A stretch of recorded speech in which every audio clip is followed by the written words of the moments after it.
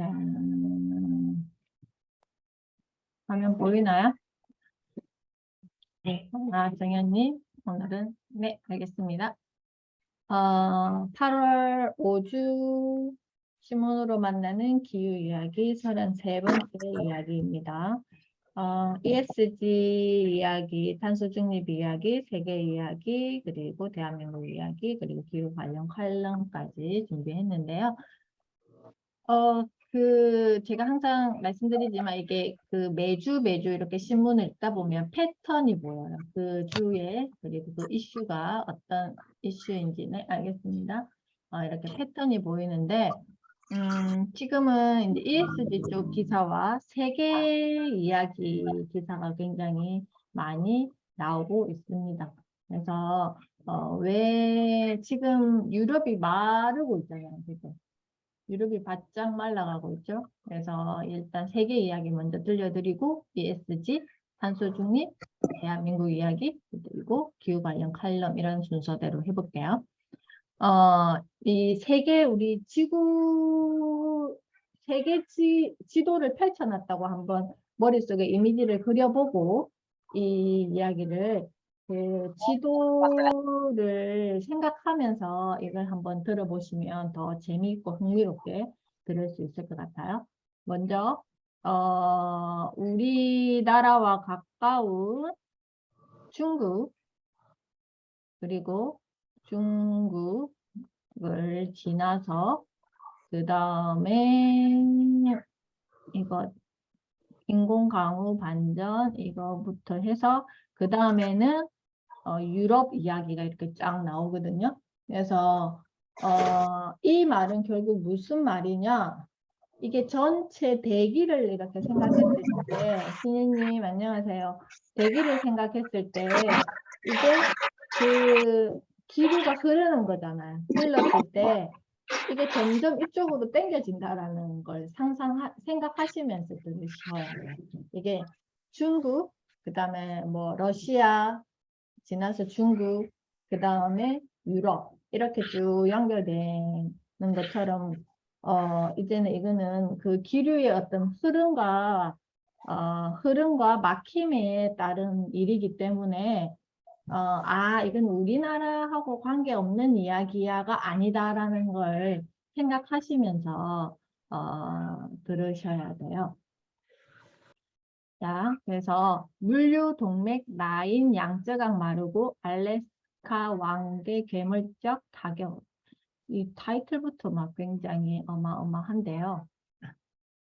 코로나19 우크라이나 전쟁으로 가뭄이 세계 경제를 위협하고 있다. 미국과 중국 유럽연합이 사상 최악의 가뭄과 폭염으로 진행하면서 공급망 붕괴와 인플레이션을 부채질하고 있다. 전문가들은 기후변화가 향후 세계 경제를 압박하는 핵심 요인이 될 거라고 경고한다. 지금 이제 우리나라는 수출이 강세인 나라인데 수출에 따른 그 물류라 하면 또 에너지하고 연결되어 있잖아요. 이런 것들이 지금 우리나라가 수출이 늘어도 마이너스 경제라 하더라고요. 그죠?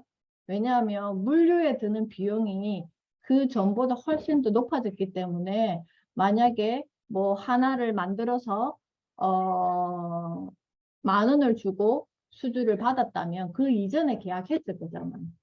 계약을 했으면 근데 이게 물류값이 인상하는 것까지도 생각하지 못했던 거죠. 그 당시의 기준을 가지고 수주를 하기 때문에 그 받는 사람 입장에서는 그만큼만 내고 싶은 거고 보내는 사람 입장에서는 그 현재의 물류 단가를 해서 추가를 이렇게 하고 싶은데 그렇게 하지 못하잖아. 그러면 마이너스가 된다라는 거예요. 일은 일대로 하고 생산을 해서 보내면 보낼수록 더 마이너스다라는 거죠. 그래서 올여름 전 세계 기후 재난 지도 이렇게 되어 있는데 이 지도가 되게 흥미로웠어요. 대한민국 중부지방 폭우 피해로 해서 그치만 남부 지방에는 강수량 부족, 가뭄이죠. 그리고 중국은 폭염, 상하이가 40.9도로 149년 만에 가장 높은 기온을 기록했고, 가뭄은 61년 만에 가뭄, 양쯔강이 말라 80만 명의 식수난. 이게 중국이 이렇게 이런 일이 일어난다라는 것은 인구 대비해서 전 세계적으로 봐서는 이게 엄청난 어떤 이상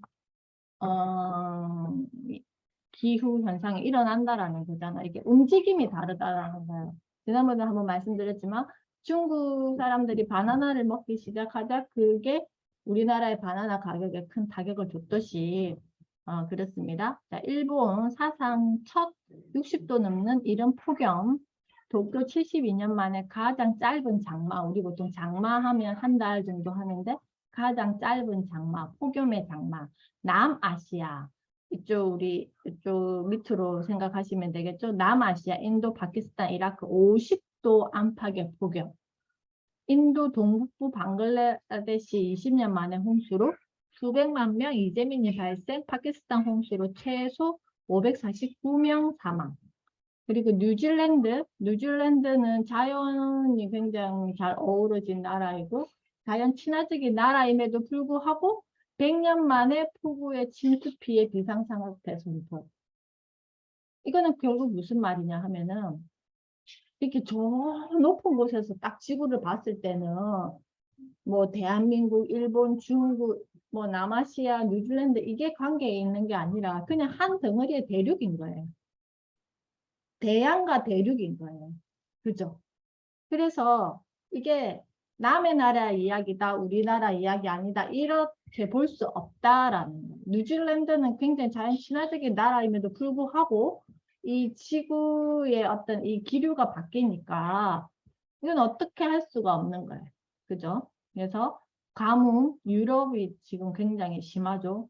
유럽은 60%가 가뭄에 시달리고 스페인, 포르투갈 1200년 만에 가뭄이래요. 이탈리아는 70년 만에 가뭄, 독일 라인간 선박 운송 차지, 폭염, 포르투갈, 스페인이 1700명 사망, 영국 363년 만에 최고 기록, 산불로 71만 5,600 헥타르 소실, 그리고 2006년, 2021년 연평균 2.2배 산불이 났다. 영국, 프랑스 가뭄 뒤 폭우로 지하철역 침수. 아프리카도 마찬가지. 아프리카의 뿔 수십 년 만에 가뭄이고 가축 떼죽음을 당했고 아동 20만 명이 아사 위기라고 합니다. 그리고 라스베가스 66년 만에 최고인 43도 기록. 데스밸리는 50도 기록. 그리고 미국 서부 지도를 딱 생각하시면 서부가 이쪽이죠. 서부는 1200년 만에 최악의 가뭄 산불이 빈발했고요. 라스베이거스는 1시간에 205mm 폭우가 생겼고 미국에서 이제 남쪽이잖아요. 브라질 북동부 일주일간 폭우로 128명 사망, 폭설, 아르헨티나, 칠레, 인간, 안데스 산맥 일대에 1m 이상 폭설. 자, 지구 그 세계 지도를 딱 펼쳐놓고 이렇게 딱 봤을 때 이제 이게 탁 와닿죠? 그죠? 이거는 피해갈 수 없는 일이고 이게 우리 경제에 굉장히 타격을 줄 것이고 개인의 삶 이게 뭐 어차피 지금 세계가 지금 흔들리고 있는 시점에서 일어나는 이슈들이에요. 이런 것들이 지금 밑에 기사들은 보면 그래서 아까 이 지도를 좀 유심히 보시면 이거는 그에서 따라오는 일들 러시아 가스에 발목 잡힌 그럼에도 또 지금 전쟁이라는 이슈가 있잖아요. 그래서 이거는 어떻게 인위적인 재난인 거잖아요. 그죠? 그래서 이제는 우리가 예전에는 뭐 그 국토를 확장시키기 위해서 제국을 만들기 위해서 이런 전쟁이 일어났다 하면 이제는 이렇게 해서 그걸 하면 전 세계가 흔들려 버린다는 거예요, 지금. 자국의 어떤 이익을 위해서 뭔가 전쟁을 일으킨다든지 이렇게 돼버리면 그것보다 더 큰 재난이 지금 기다리고 있는데 지금 그렇게 해서 그런 어떤 작은 이익을 취하면 뭐 그 나라가 부귀영화를 누릴 수 있나요? 그렇지 않잖아요. 그래서 이런 우리도 탈중국 시나리오 대비해야 한다. 아, 잠깐만요. 네, 상원장 이현주입니다.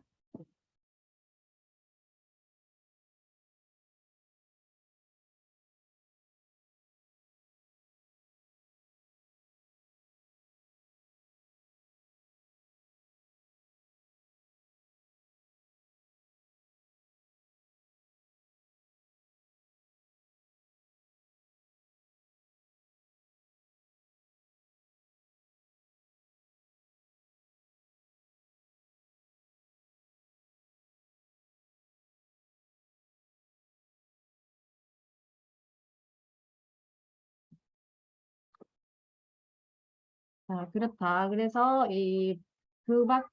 그렇게 해서 난 이슈들은 두럼에 폭염으로 문 닫는 중국 공장 반도체 배터리 생산 차질. 바로 우리나라에 이렇게 다 영향을 주죠. 그리고 이 기사가 되게 좀 흥미로웠는데요. 구름에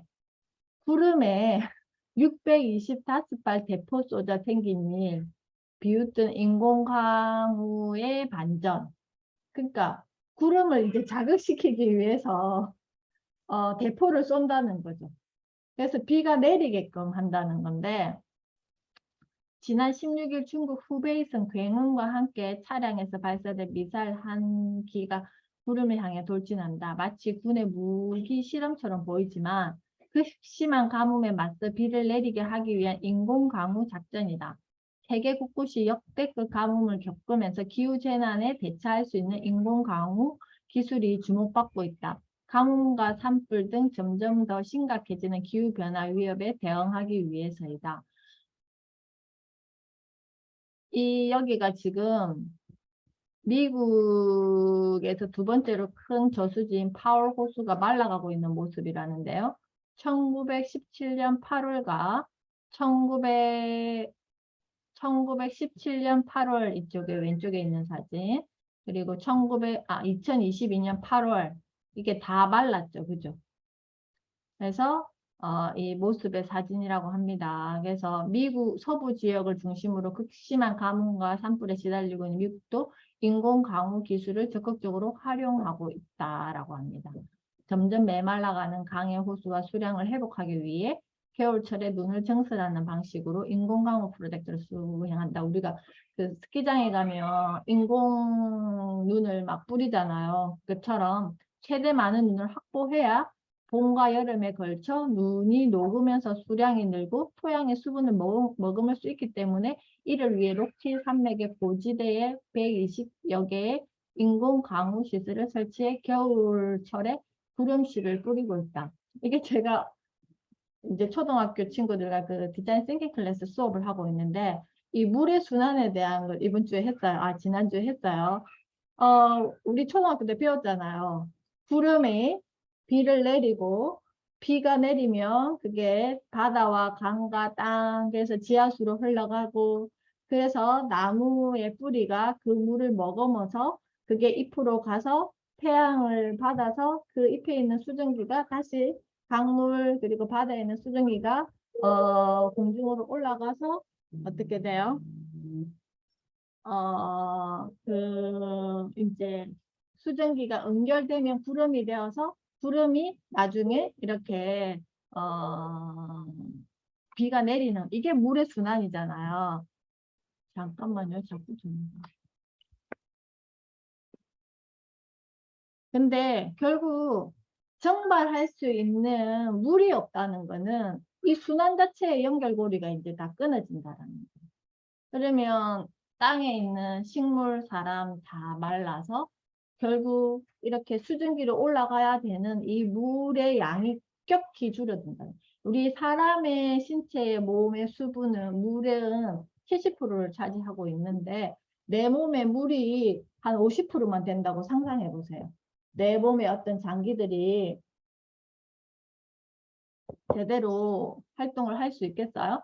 그래서 우리가 뭐 설사만 조금 설사가 있어도 탈수 현상이 일어나서 포카리스 웨이트를 먹어야 되고 아니면 링거를 맞아야 되는 것처럼 수액을 맞아야 되는 것처럼 지금 지구가 수액을 맞는 일이 결국은 인공 강우를 하기 위해서 폭탄을 막 터뜨리고 하는 거 아닐까라는 생각을 했습니다.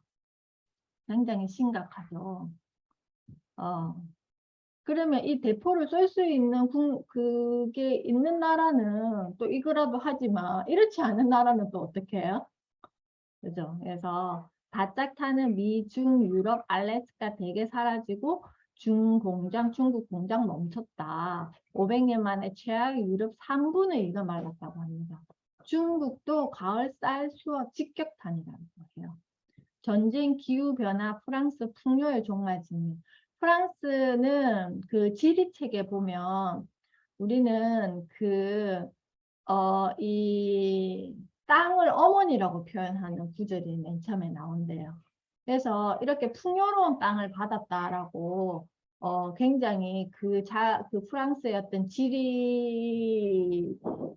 굉장히 그거에 대한 어떤 게 풍요로움도 받았고 그리고 그게 따른 어떤 뭐 포도 농사라든지 이런 것들이 그냥 심으면 잘 수확할 수 있는 이런 땅이었는데 프랑스의 풍요의 종말을 직면했다라는 이야기예요. 제조, 물류, 에너지 충격. 자, 이 세 개가 같이 동시에 오니 제로 성장 향하는 메마른 유럽. 그죠? 그렇게 될 수밖에 없겠죠. 제조를 하려면 공장에 돌아가야 되고 공장이 돌아가야 되면 원자재와 에너지가 있어야 되고 인력이 있어야 되고 그렇게 해서 그렇게 만들어진 것들이 물류를 통해서 가야 되는데 이것들이 모두 지금 멈춰버리는 일이 생기면 제로 성장 향하는 유럽. 그러니까 지금 이제 여름에서 가을로 가는 이 시즌에 겨울이 오면 정말 이거는 또 겨울 때 에너지가 얼마나 많이 쓰여요. 굉장히 이거는 심각하다 정말. 제가 작년까지만 해도 이 정도 기사는 없었는데 이게 갈수록 더 심각해짐이 느껴집니다. 그래서 기후 ESG 이야기를 살펴보면 기후 리스크에 물가도 뛴다. 미 494조 쏟아붓는데 지금 돈을 엄청 쏟아붓고 있다는 거죠. 올여름 가뭄과 홍수 등 기후재난 리스크가 현실화하면서 국제사회가 발빠르게 움직이고 있다. 세계 각국은 온난화를 억제하고 기후변화에 적응하기 위한 대책을 제시하고 있다. 조 바이든 미국 대통령은 인플레이션 감축법에 서명했다. 온실가스 감축을 위한 친환경 에너지 확대와 기후변화 대응에 우리나라 돈으로 한 494조 원을 투자하는 내용을 담고 있다고 합니다. 그래서 미 역사상 가장 큰 규모의 예산을 투입하는 기후 법안이라고 합니다. 미 정부는 이를 통해 2030년 온실가스 배출량 2005년 대비 40%가량 줄일 수 있을 것으로 분석했다라고 했는데 바이든 정부는 이번 법안을 통해 온실가스 감축뿐 아니라 기후변화 적응에도 많은 예산을 투입하고 가뭄이나 홍수 등 기후변화로 인한 생태계 파괴와 사회 경제적 피해에 대응할 수 있는 능력, 즉 기후 탄력성을 키우기 위해 15조 원을 투자한다. 이를 통해 생태계의 회복력을 키우고 날씨 예측 능력도 높이겠다는 구상이다라고 합니다. 제가 작년에 기사를 이야기할 때 석탄 화력으로 이루어진 그 산업 파트가 35% 정도 이렇게 차지하는데 그것을 2030 탄소를 40% 줄이는 거에 드는 예산이 350억 원인가 하여튼 든다라고 이제 수치상으로는 그렇게 말씀드렸는데 35%나 15%나 지금 정확하게 기억이 안 나는데 아무튼 그만큼 이 기후 리스크를 찾기 위해서는 예산이 정말 어마어마하게 들어간다라는 거예요. 그러면 그렇게 쏟아부을 수 있는 예산이 있냐라는 거죠. 그죠? 결국 그것도 살림도 국민의 세금으로 다 살아야 되는데 국민의 어떤 가계 경제는 계속 어려워지고 국가의 어떤 이런 경제 자본력도 계속 어려워지는데 들어 쏟아야 부어야 될 돈은 엄청나게 왜냐하면 지금 이게 기후 리스크를 줄이는 것은 산업이 발전하기 위해서가 아니라 지금 응급 상황이 일어난 거잖아요. 그죠? 그래서 그것을 막기 위해서 투자해야 되는 돈인데 이게 버티기 그러니까 언제까지 2030까지 1단계 버텨야 되고 2050까지 2단계 버텨야지만 그 다음이 있다라는 거예요. 그렇지 않았을 때는 정말 어떤 일이 생길지 모르죠. 그래서 ESG는 선택이 아닌 생존의 문제다라고 되어 있습니다. 그래서 상품 투자 2배를 늘릴 것 해서 뭐 경영학회 융합 학술대에서 윤종규 KB금융그룹 회장이 이렇게 이야기를 했다라고 하는데 SK그룹 차원에서도 ESG 경영 지침을 만든다라고 합니다. 친환경 소재도 패션과 비슷 유행을 잘 읽으면 성공 뒤따라해서 어떤 그 소재에 대한 거를 이제 이분은 이제 태경 그룹 회장님이 있으니까 또 그에 맞는 키워드를 이용해서 또 ESG 경영에 대한 이야기를 이야기했고요. 제가 이분은 항상 많이 말씀드렸던 분인데요. 한번 그 슈퍼빈 김정빈 대표 인터뷰 기사가 이렇게 전면으로 나와 있어서 가지고 왔습니다. 인공지능으로 폐기물 분리 넘버원 벤처 대부가 단박 엣짐. 자, 제가 이 후드티가 너무 예쁜 거예요. 그래가지고 이분이 이렇게 그 페이스북에 이 그 스투빈 직원들을 위해서 이 후드티를 만들었다고 올려놨길래 이거 구입 가능하냐고 대표님께 메시지를 보냈더니 직원들을 위해서 이 후드티를 만들었대요. 이 스타트업 때 뭔가 상징 있잖아요. 그래서 그랬더니 지난주에 이거를 소량으로 제작을 하고 계신데요. 그래서 제가 조만간에 수프빈 후드 집업을 입고 아마 이걸 할 수도 있습니다. 그래서 그만큼 제가 여기 수프빈 대표님에 대한 애정이 되게 커요. 왜냐하면은 굉장히 혁신적이다라는 느낌을 계속 받았고 되게 사랑을 정말 귀하게 여기는구나라는 그런 인상을 받으면서 되게 유의 깊게 보고 있단 말이에요. 그래서 이 수표빈이 지나왔던 길을 한번 볼게요. 2017년도에 아마 이게 그 창업을 하셨다고 슈퍼빈 대구에는 한 개도 없더라고요. 아, 그렇구나. 대구에? 그래서 창업을 해서 2019년도에 이제 매출이 일어나기 시작하는데 그동안에는 계속 개발을 했겠죠. 그러면서 2020년도, 19년도에는 하여튼 10대 미만으로 그게 팔렸다라고 제가 알고 있고 2020년도에는 20대, 그리고 2021년도에는 좀 파격적으로 그리고 2022년도에는 지금 이렇게 급격히 성장하고 있는데 순환자원 횟수로 전국에 600대 이게 이제 금액이 되게 크기 때문에 그냥 개인이 이렇게 사기에는 힘들고 그 지자체 내에서 이렇게 아니면 기업에서 구입을 해서 해야 되는데 이렇게 계속 성장하고 있다고 해서 상업 7년 만에 환경 노벨상 후보로 차세대 유니콘 기업 가치 10억 달러 이상인 비상장 기업으로 꼽히는 이 회사는 페트병을 넣으면 보상해주는 기계를 만들자라는 아이디어에서 시작했다고 합니다. 그래서 2015년 6월에 이 김정빈 대표가 철강회사 대표로 CEO로 있다가 이렇게 창업한 회사인데 지금은 현재 직원 수가 100명 아직 많이 없어요. 그리고 누적 투자 금액이 이렇다. 그래서 이 네프론이 만들어졌다라는 건데 작년까지도 계속 한 달에 굉장히 마이너스라고 말씀을 하셨어요.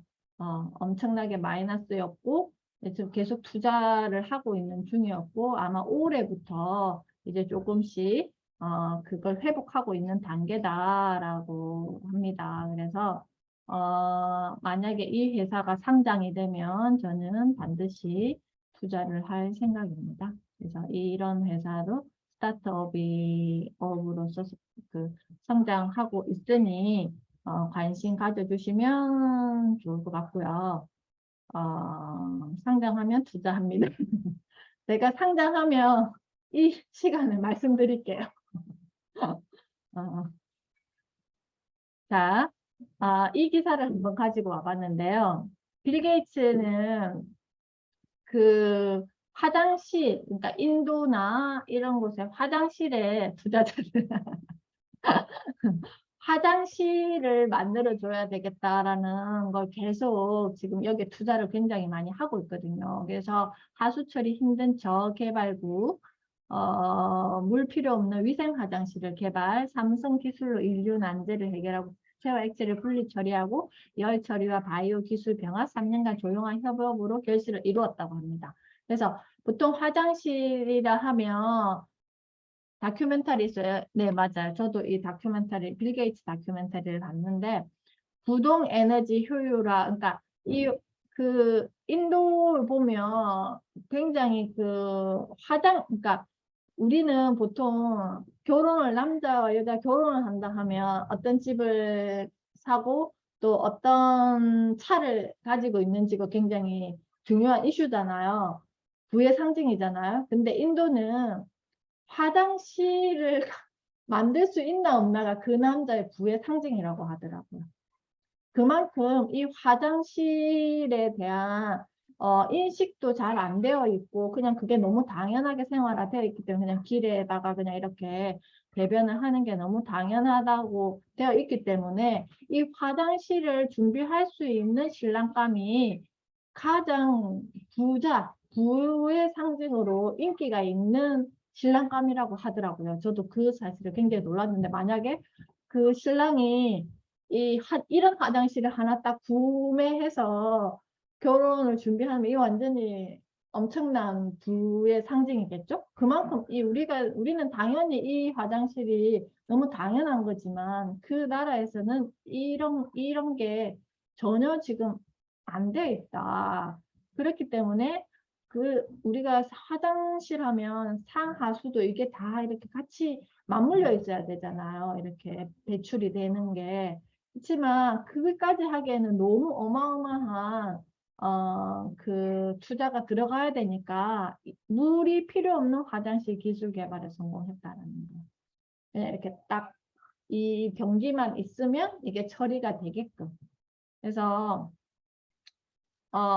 결국 이거는 뭘 이야기하냐면은 이 화장실이 해결이 돼야지 질병으로부터 보호받을 수 있다는 거예요.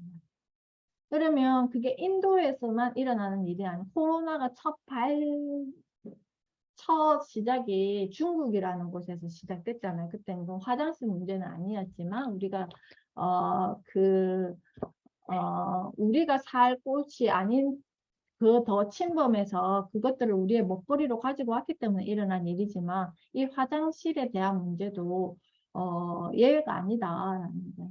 여기서 어떤 균이 또 생겨서 전 인류를 또 공포에 떨게 할지 지금 또 빙하가 녹아서 몇 억 년 전에 그 빙하 밑에 있는 그런 균들이 살아서 나온다라고 하잖아요. 탄저균이 나와서 그 일대에 동물들이 집단으로 폐사하는 일이 생기고 술록들이 폐사하는 일이 생긴다라고 합니다. 그래서 이런 이슈는 또 그런 관점으로 봐주시면 좋을 것 같아서 가지고 와봤습니다.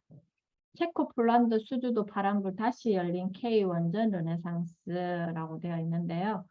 한국의 이집트 엘다바 원자력 발전 프로젝트 수주 과정은 녹록지 않았다라고 했는데 하지만 우크라이나 사태라는 돌발 변수가 터졌는데 엘다바 원전은 이집트 원자력청이 발주했지만 러시아 업체가 전체 사업을 수주해서 진행했는데 해당 원전이 국제사회의 대러 제재에 포함될 경우 계약 체결이 무산될 수도 있다. 그래서 한국도 대러 체제에 동참하면서 러시아 측이 한국의 참여를 배제할 수 있다는 우려도 나왔지만 일부에서는 정상적으로 진행하기 힘들 거라고 했지만 또 모르죠. 이게 원래는 러시아에서 수주를 했지만 이게 다시 한국으로 이렇게 올 수 있을 수도 있다라는 거예요. 그래서 국내 업계에서는 이번에 이집트 원전 프로젝트 수주로 체코, 폴란드 원전 수출에 파란불이 켜진 것으로 보고 있다고 합니다. 이거는 전망이겠죠?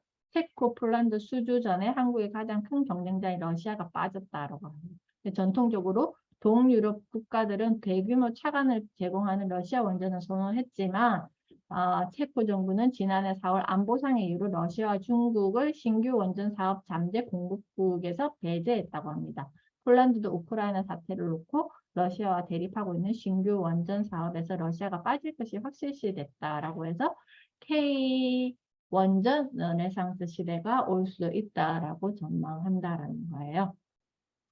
여기까지가 이제 ESG 관련 기사였고요. 이게 이제 우리가 조금은 탄소 중립했을 때 좀 간과할 수 있는 기사가 그 디지털 지구에서 일어난 이게 그러니까 데이터망, 그러니까 인터넷 망에 대한 것도 좀, 이거는 좀 생각 안 하고 있을 수도 있는 건데, 이것도 굉장히 그 전기를 많이 써야 되는 일이잖아요. 그죠? 그래서 넷플망 무인청성차도 모자라 탄소 감축 비용까지 한 푼도 안 내. 넷플릭스가 우리나라 국민들이 굉장히 많이 구독하고 있고 저도 구독하고 있는데 그러면 우리나라 인터넷망을 쓰는 거잖아요. KT, SK 뭐 다 쓰는 거잖아요. LG. 그렇지만 그 망을 쓰는 거에 대한 비용을 지불해야 되는데 지불하지 않는다는 거죠. 그러면 그 SK, KT, LG는 그 인터넷망을 돌리기 위해서 그 탄소 배출 그료를 내야 되겠죠? 그러면 넷플릭스는 그 구독료만 가져가고 망은 한국에 있는 망을 쓰고 그럼 그것도 내야 된다라는 그 이야기를 지금 하고 있어요. 그렇죠? 그러면 우리나라 그 인터넷망을 설치한 기업들은 굉장히 파격이잖아. 이게 누적 된다면.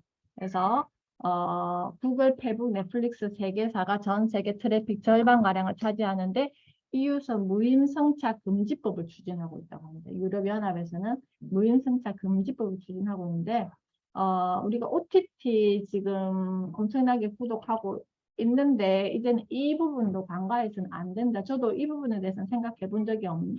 그 전에 한번 이렇게 했구나라고 했는데 이렇게까지 연결해서 생각을 못했어요.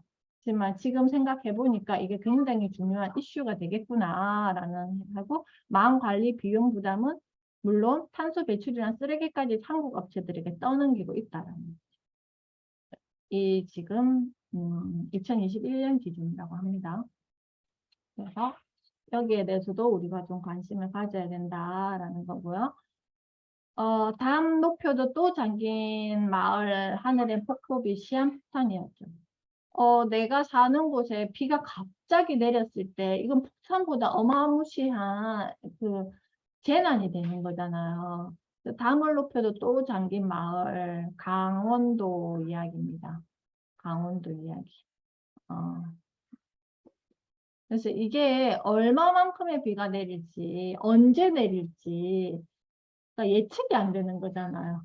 전쟁이 일어났을 때 폭탄을 떨어뜨린다 했을 때 언제 몇 시에 어디에 폭탄이 떨어질지 모르는 것처럼 이 폭우라는 게 그런 지금인 거죠. 그래서 이런 이슈가 있었다.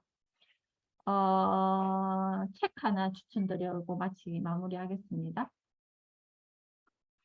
브레이킹 바운드리스라는 책인데요. 선을 넘은 기후, 뜨거운 지구의 미래에서 500년 만에 최악의 가뭄을 겪고 있는 유럽, 중국 양쯔강 수위는 1865년 이후 최저로 떨어지고 강한 바닥을 드러냈다 해서 브레이킹 바운더리스는 점점 심각해지는 기후 재난에 불안해하는 사람들을 위한 과학 안내서라고 합니다. 스웨덴 출신 환경과학자인 요한 록스트램은 날로 심각해지는 기후위기의 책임이 인간에게 있다고 주장합니다. 인류에 의한 지구온난화로 지구의 기온이 상승하면서 지구의 악순환 경로가 만들어졌다. 이건 제가 계속 오늘도 이야기했듯이 지구 세계 지도를 펼쳐놓고 생각해 보세요. 그리고 이 순환에 대해서 생각해 보세요라고 이야기했던 거에 대한 구체적인 과학적인 근거를 이야기해 주는 책이 아닐까라 해서 이 책이 이번에 신간에 나와 있더라고요. 그래서 가지고 와봤습니다. 다음에 기회가 되면 저도 이 책을 한번 소개해 드려 보도록 하겠습니다. 자, 오늘은 여기까지 진행하고요.